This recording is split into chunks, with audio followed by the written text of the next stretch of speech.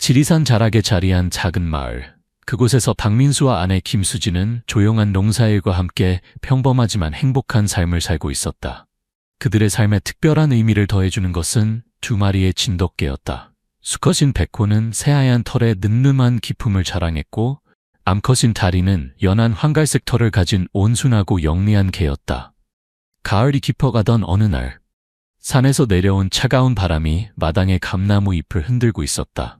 석양이 서산 너머로 스며들면서 하늘을 붉게 물들이고 있을 때 민수는 집 뒤편 텃밭에서 물을 뽑고 있었다. 수지는 부엌에서 된장찌개의 구수한 냄새를 풍기며 저녁 준비에 한창이었다. 그때였다. 백호가 갑자기 낮고 으르렁거리는 소리를 내며 집 뒤편 대나무 숲을 향해 몸을 낮췄다. 평소 온순한 백호가 이런 모습을 보이는 것은 매우 드문 일이었다. 다리 역시 귀를 쫑긋 세우며 긴장한 채 백호 옆에 섰다. 백호야, 왜 그래? 민수가 호미를 들고 다가가려는 순간 대나무 숲에서 무언가 스르륵 미끄러지는 소리가 들렸다. 그 소리는 마치 비단을 찢는 듯한 날카로움과 동시에 무거운 물체가 땅을 기어가는 둔탁함을 함께 담고 있었다. 민수의 등골에 차가운 기운이 스며들었다. 이 산골에서 태어나 자란 그로서도 들어본 적 없는 기묘한 소리였다. 백호는 몸에 털을 곤두세우며 더욱 낮게 으르렁거렸고 다리는 불안한 듯 민수의 다리 사이로 몸을 숨겼다. 여보! 수진이 부엌 창문을 열고 밖을 내다보며 소리쳤다. 무슨 일이야? 괜찮아. 개들이 뭔가를 경계하고 있어. 민수가 대답했지만 그의 목소리엔 확신이 없었다. 갑자기 대나무 숲이 요동치더니 거대한 그림자 하나가 스르르 사라져갔다. 그 순간 백호가 용감하게 숲을 향해 달려들었지만 이미 그 정체는 깊은 산속으로 사라진 뒤였다. 그날 밤 민수와 수지는 잠을 이루지 못했다. 백호와 다리도 마루에 나란히 누워있으면서도 귀를 쫑긋 세우고 바깥을 경계하고 있었다. 창밖으로는 가을 벌레들의 울음소리만이 고요한 밤을 가득 메우고 있었지만 그 평범한 소리들조차 이상하게 불길하게 들렸다. 며칠이 흐른 후 마을에 이상한 소문이 돌기 시작했다. 옆 마을 최씨 집의 닭이 하룻밤 사이에 모두 사라졌다는 것이었다. 닭장은 그대로인데 닭들만 흔적도 없이 사라진 것이다. 더 기묘한 것은 땅에 남겨진 이상한 자국들이었다. 마치 거대한 밧줄을 질질 끌고 간 것 같은 구불구불한 흔적이 닭장에서부터 뒷산까지 이어져 있었다. 아마 멧돼지나 족제비 짓일 거야. 민수는 수진에게 말했지만 마음 한편으로는 며칠 전 대나무 숲에서 들었던 그 소리가 계속 머릿속을 맴돌았다. 그로부터 일주일 후 민수네 집에도 재앙이 찾아왔다. 그날은 특히 무더운 가을날이었다. 민수는 마을 회관에서 열린 이장 선거에 참석하느라 늦은 시간에 집으로 돌아왔다.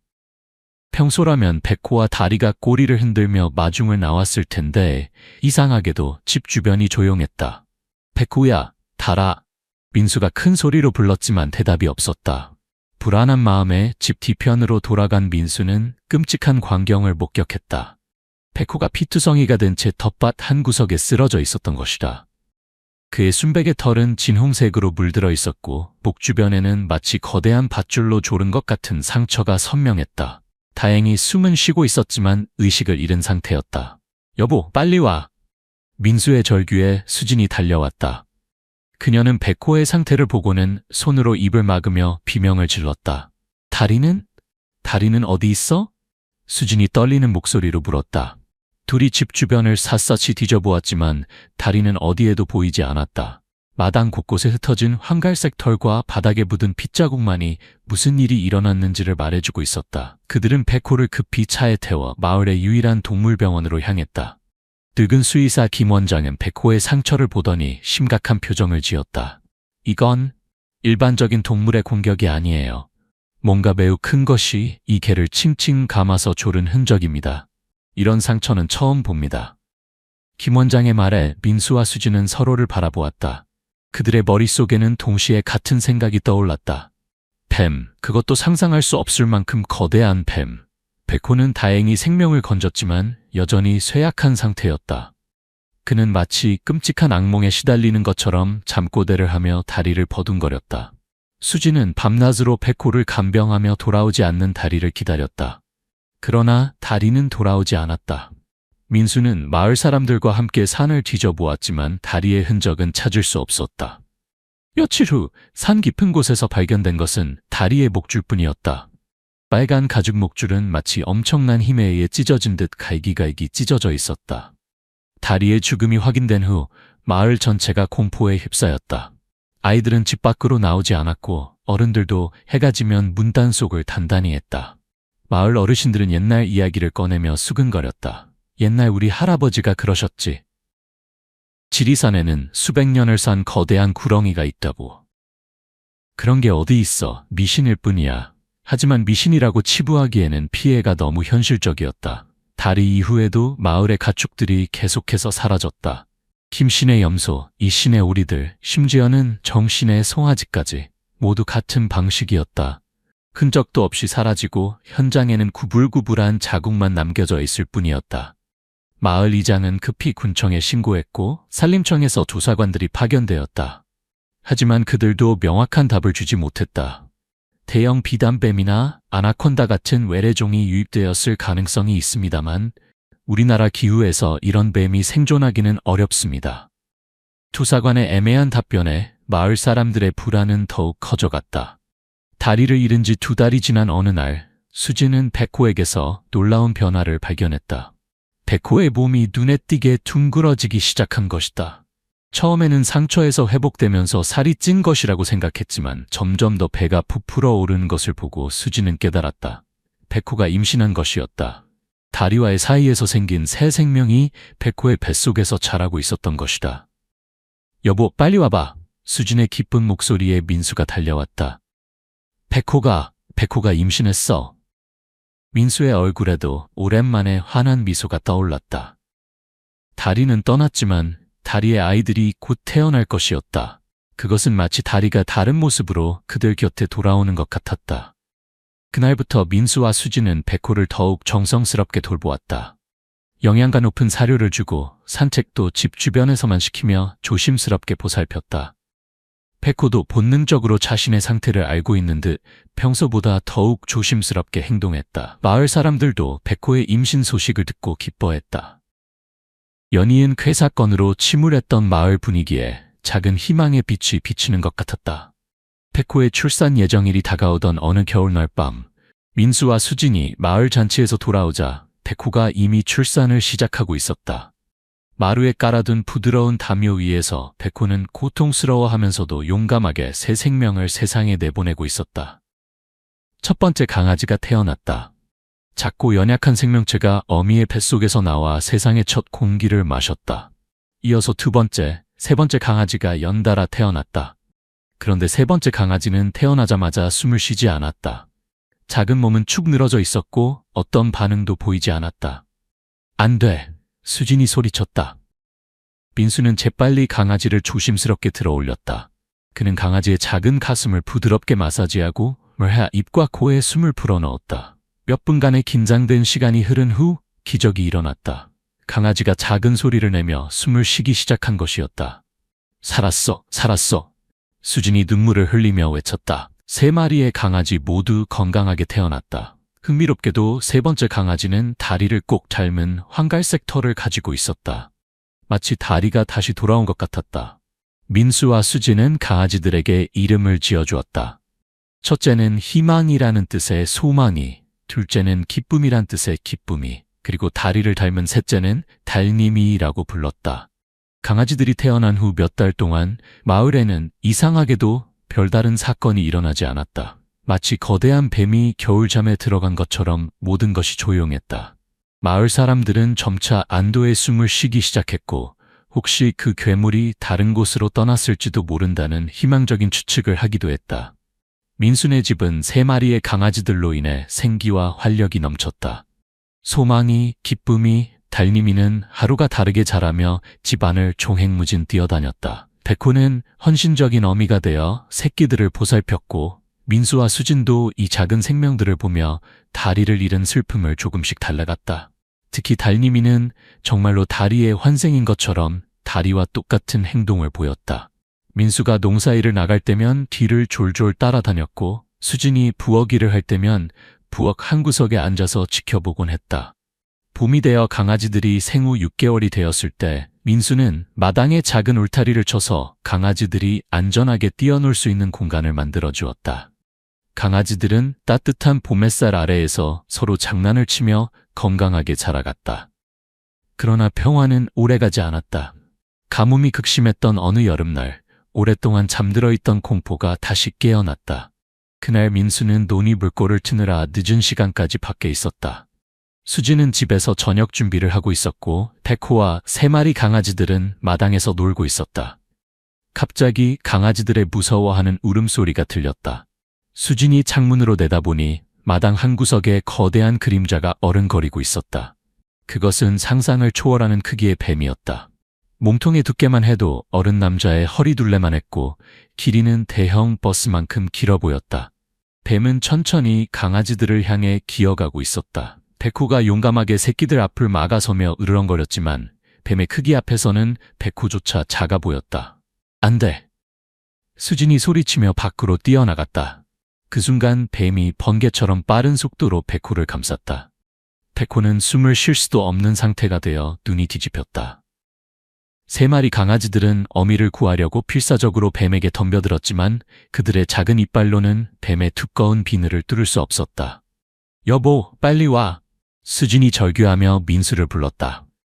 수진의 비명소리를 들은 민수가 논에서 급히 달려왔다. 상황을 파악한 민수는 곧바로 행동에 나섰다. 소금을 가져와!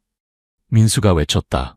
한국의 전통적인 민간요법으로 뱀은 소금을 무서워한다는 믿음이 있었던 것이다. 수진이 부엌에서 굵은 소금을 가져오는 동안 민수는 긴 막대기로 뱀을 찔러서 주위를 분산시켰다. 수진이 소금을 뱀의 머리 부분에 마구 뿌리자 뱀이 고통스러워하며 몸을 비틀었다. 그 틈에 백호가 간신히 숨을 쉴 수 있게 되었다. 그러나 뱀은 쉽게 포기하지 않았다. 오히려 더욱 분노한 듯 꿈틀거리며 민수를 향해 머리를 들이밀었다. 민수는 가까스로 피했지만 뱀의 공격은 계속되었다. 달님아, 도망가! 수진이 강아지들에게 소리쳤다. 그런데 놀라운 일이 일어났다. 달님이가 도망가는 대신 용감하게 뱀의 꼬리 부분에 달려들어 있는 힘껏 물어뜯기 시작한 것이었다. 비록 작은 강아지지만 진돗개의 용맹한 혈통이 흐르고 있었던 것이다. 소망이와 기쁨이도 언니인 달님이를 따라 뱀에게 덤벼들었다. 3마리 강아지들의 끈질긴 공격에 뱀은 혼란스러워했다. 그 틈을 놓치지 않고 민수가 마당에 있던 도끼를 들고 뱀의 머리 근처를 내려쳤다. 뱀이 고통의 신음을 내며 백호를 놓아주었다. 상처를 입은 뱀은 분노에 가득 찬 눈으로 민수 가족을 노려보더니 천천히 뒷산을 향해 기어갔다. 그러나 완전히 사라지기 전 뱀이 흘린 혈흔 속에서 민수는 이상한 것을 발견했다. 반짝이는 작은 금속 조각이었다. 그것은 뱀의 몸에 박혀 있다가 투쟁 과정에서 떨어진 것 같았다. 민수가 그것을 주워보니 옛날 장신구 같은 것이었다. 거기에는 한자로 된 글씨와 함께 용의 형상이 새겨져 있었다. 이게 뭐지? 수진이 궁금해하며 물었다. 잘 모르겠어. 하지만 분명히 오래된 물건이야. 조선시대 것 같은데. 그날 밤 민수와 수진은 마을의 가장 연장자인 김할아버지를 찾아갔다. 90세가 넘은 김할아버지는 마을의 모든 역사와 전설을 기억하고 있는 살아있는 도서관 같은 존재였다. 김할아버지는 그 금속 조각을 보더니 심각한 표정을 지었다. 이건 용왕신의 부적이야. 옛날 무당들이 산신에게 제사를 지낼 때 사용하던 것이지. 용왕신이요? 응. 지리산에는 예로부터 거대한 산신이 살고 있다는 전설이 있어. 그 산신이 바로 큰 뱀의 모습을 하고 있다고 하지. 누군가 이 부적으로 그 뱀을 조종하려 했던 것 같구나. 김할아버지의 말에 민수와 수진은 서로를 바라보았다. 그들이 싸운 것은 단순한 뱀이 아니라 수백 년 된 산신이었던 것일까? 며칠 후 민수는 뱀의 혈흔을 따라 산을 올라가 보기로 결심했다. 수진과 강아지들은 집에 남겨두고 혼자서 등산용 배낭에 소금과 도끼 그리고 호신용 부적을 챙겨 넣었다. 뱀이 지나간 흔적은 생각보다 명확했다.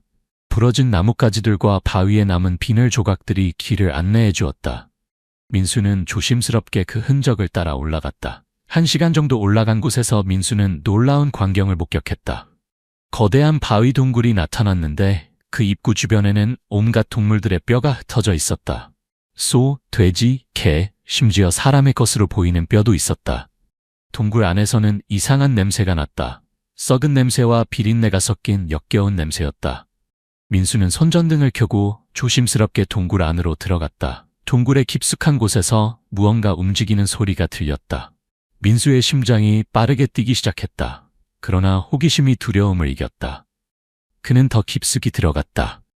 그곳에서 민수가 본 것은 상상을 초월하는 광경이었다. 동굴 바닥에는 수많은 금은 보화가 쌓여 있었다. 조선시대의 은화, 금으로 만든 장신구, 옛날 관리들이 사용했던 관복의 장식품들이 산더미처럼 쌓여 있었던 것이다. 그리고 그 보물 더미 위에서 거대한 뱀이 꼬리를 틀고 있었다. 며칠 전 민수네 집을 습격했던 바로 그 뱀이었다. 뱀은 민수를 발견하고는 위협적으로 고개를 들었다. 민수와 거대한 뱀 사이에 긴장된 대치가 시작되었다. 뱀의 눈은 수백 년의 지혜와 분노를 담고 있었다. 마치 인간이 감히 내 영역을 침범했구나 라고 말하는 것 같았다. 민수는 천천히 배낭에서 소금을 꺼냈다. 지난번에 효과가 있었으니 이번에도 통할 것이라고 믿었다. 하지만 뱀은 이미 학습을 한 상태였다. 민수가 소금을 뿌리기도 전에 재빠르게 꼬리로 민수의 다리를 감아버렸다. 으악! 민수가 비명을 지르며 바닥에 넘어졌다. 소금 봉지가 터지며 사방으로 흩어졌다. 뱀은 천천히 민수를 향해 기어왔다. 민수는 필사적으로 도끼를 휘둘렀지만 좁은 동굴 안에서는 제대로 된 공격을 할 수 없었다. 그때 동굴 입구에서 익숙한 소리가 들렸다. 멍멍. 백호와 3마리 강아지들이 민수를 찾아 동굴까지 온 것이었다. 수진도 뒤따라와서 동굴 입구에 서 있었다. 여보? 수진이 소리쳤다. 나와. 하지만 뱀은 민수를 놓아줄 생각이 없었다. 오히려 더욱 단단히 조이기 시작했다. 민수는 숨이 막혀 의식이 흐려지기 시작했다. 그때 달님이가 용감하게 동굴 안으로 뛰어들었다. 작은 몸집이지만 진돗개 특유의 용맹함으로 뱀의 머리 부분을 향해 달려들었다. 소망이와 기쁨이도 뒤를 따랐고 백호까지 가세했다. 4마리 개들의 연합 공격에 뱀은 당황했다. 특히 달님이의 끈질긴 공격이 뱀을 괴롭혔다.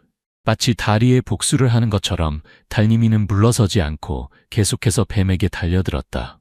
뱀이 민수를 놓아준 틈에 수진이 동굴로 들어와서 민수를 부축해 일으켰다. 그러나 뱀의 분노는 절정에 달했다. 수백 년간 지켜온 자신의 보물을 인간들이 침범했다고 생각했던 것이다. 뱀은 무서운 기세로 온 가족을 향해 달려들었다. 그 순간 민수는 주머니에서 아까 발견했던 용왕신 부적을 꺼냈다. 부적이 동굴의 촛불에 반사되어 번쩍 빛났다. 신기하게도 뱀이 부적을 보자 움직임을 멈췄다. 그리고 천천히 머리를 숙이기 시작했다. 이게 무슨? 민수가 놀라며 중얼거렸다. 그때 김할아버지의 말이 떠올랐다. 이 부적은 산신을 조종하는 것이 아니라 산신과 소통하는 도구였던 것이다.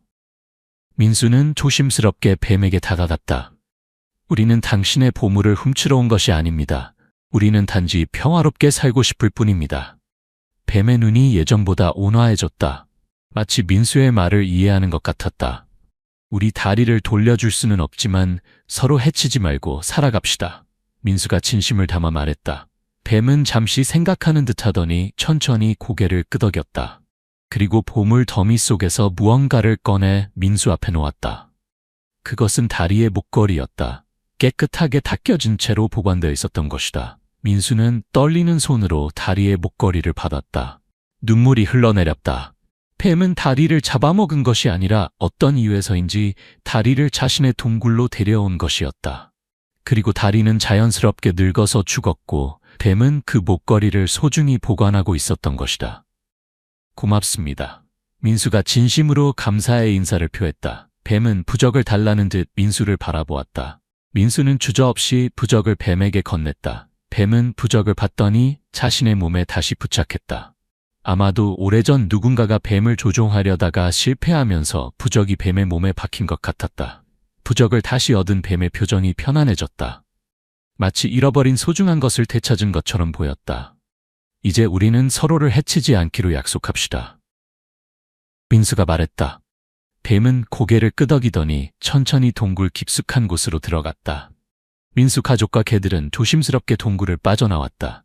그날 이후로 마을에는 다시 평화가 찾아왔다. 거대한 뱀은 더 이상 마을을 습격하지 않았고 가축들도 사라지지 않았다. 간혹 산에서 일하는 사람들이 거대한 그림자를 목격하기도 했지만 뱀은 인간들을 해치지 않았다. 민수와 수지는 다리의 목걸이를 집안 가장 소중한 곳에 모셔두었다. 3마리 강아지들은 건강하게 자라서 훌륭한 진돗개가 되었다. 특히 다이니미는 어미 다리를 꼭 닮아서 영리하고 용감한 개로 성장했다. 페코는 상처에서 완전히 회복되어 다시 늠름한 모습을 되찾았다. 그리고 4마리 개들은 집을 충실하게 지키며 행복한 나날을 보냈다. 1년 후 마을에 놀라운 일이 일어났다. 오랫동안 메말랐던 마을의 우물에서 갑자기 맑은 물이 솟아나기 시작한 것이었다. 그리고 그해 농사는 풍년이 들었다. 마을 사람들은 이것이 산신의 축복이라고 믿었다. 민수와 산신 사이에 평화협정이 맺어진 후부터 마을 전체에 복이 내려온 것이라고 생각했던 것이다. 김 할아버지는 말했다. 산신님께서 우리를 용서하시고 축복을 내려주신 것이야. 앞으로는 산을 더욱 소중히 여기고 자연과 함께 살아가야 한다. 마을 사람들은 김 할아버지의 말에 깊이 공감했다. 그들은 매년 가을이 되면 산신제를 지내며 자연에 대한 감사를 표현하기로 했다. 2년이 지난 어느 봄날, 달님이에게도 새 생명이 찾아왔다. 마을의 다른 진돗개와 만나서 임신을 한 것이었다. 민수와 수지는 또 다른 기쁨을 맞을 준비를 했다. 달님이는 어미 다리와 백호로부터 물려받은 훌륭한 유전자를 가지고 있었다. 그래서 태어날 강아지들도 분명히 용감하고 충성스러운 진돗개가 될 것이라고 모두들 기대했다. 출산일이 가까워졌을 때 신기한 일이 일어났다. 평소 모습을 드러내지 않던 산신이 멀리서나마 모습을 보인 것이었다. 마치 새로운 생명의 탄생을 축복해주는 것 같았다. 산신님께서 축복해주러 오셨어. 수진이 감동하며 말했다. 실제로 달님의 출산은 매우 순조롭게 진행되었다. 건강한 강아지 5마리가 태어났고 모두 완벽하게 건강했다. 시간이 흘러 민수와 수진의 이야기는 마을의 전설이 되었다. 아이들은 할머니, 할아버지들로부터 거대한 산신과 용감한 진돗개들의 이야기를 들으며 자랐다. 그 이야기는 단순한 모험담이 아니라 자연과 인간이 어떻게 조화롭게 살아갈 수 있는지를 보여주는 교훈이 되었다. 아이들은 산을 무서워하지 않으면서도 존경심을 가지고 대하는 법을 배웠다. 마을 학교에서는 매년 자연보호의 날을 정해서 아이들과 함께 산을 정화하는 활동을 했다. 그리고 그때마다 민수가 직접 나서서 아이들에게 산신과의 약속에 대해 이야기해 주었다. 우리는 자연의 일부입니다. 자연을 정복하려 하지 말고 함께 살아가는 방법을 찾아야 해요. 민수의 말에 아이들은 진지하게 고개를 끄덕였다. 그렇게 10년이 흘렀다. 민수와 수지는 중년이 되었고 백호는 늙은 개가 되었다. 하지만 그들의 집에는 여전히 진돗개들의 후손들이 살고 있었다. 달님이의 자식들과 그 자식들이 대를 이어가며 집을 지키고 있었던 것이다. 산신도 여전히 지리산 깊은 곳에서 살고 있었다. 간혹 등산객들이 거대한 뱀을 목격했다는 소문이 들리기도 했지만 산신은 결코 사람들을 해치지 않았다. 오히려 길을 잃은 등산객들을 안전한 곳으로 인도해 주었다는 이야기도 전해졌다. 마을의 풍년은 계속되었고 우물의 물도 마르지 않았다. 사람들은 이 모든 것이 산신의 보살핌 덕분이라고 믿었다. 민수와 수진에게는 아들 한 명이 있었다. 박준호라는 이름의 그 아이는 아버지의 이야기를 들으며 자랐다.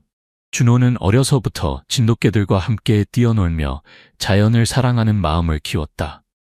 준호가 대학생이 되었을 때 그는 환경학을 전공하기로 결정했다. 아버지의 경험을 바탕으로 인간과 자연의 공존에 대해 더 깊이 연구하고 싶었던 것이다. 아버지께서 산신님과 맺은 약속을 저도 이어가고 싶어요. 준호가 말했다. 민수는 아들의 결심을 자랑스럽게 여겼다. 그리고 준호에게 다리의 목걸이를 물려주었다. 이것은 우리 가족과 산신님 사이의 약속을 상징하는 거야. 너도 그 약속을 지켜주길 바란다. 준호는 목걸이를 소중히 받았다. 그리고 마음속으로 다짐했다. 아버지처럼 자연을 존중하고 보호하는 사람이 되겠다고.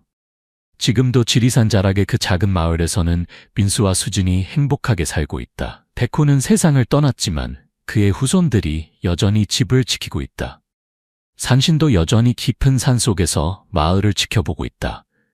때로는 보름달이 뜨는 밤에 마을 사람들이 거대한 그림자가 산등성이를 지나가는 것을 목격하기도 한다. 하지만 아무도 무서워하지 않는다. 그것은 마을을 보호해주는 수호신이라는 것을 모두가 알고 있기 때문이다. 아이들은 여전히 할머니, 할아버지들로부터 그 옛날 이야기를 들으며 자란다. 거대한 산신과 용감한 진돗개들의 이야기, 그리고 자연과 인간이 평화롭게 공존하는 법에 대한 이야기를. 그리고 그 이야기는 앞으로도 계속해서 전해질 것이다. 세대에서 세대로, 마음에서 마음으로, 자연을 존중하고 모든 생명을 소중히 여기는 마음과 함께. 지리산의 바람은 오늘도 조용히 마을을 스치며 지나간다.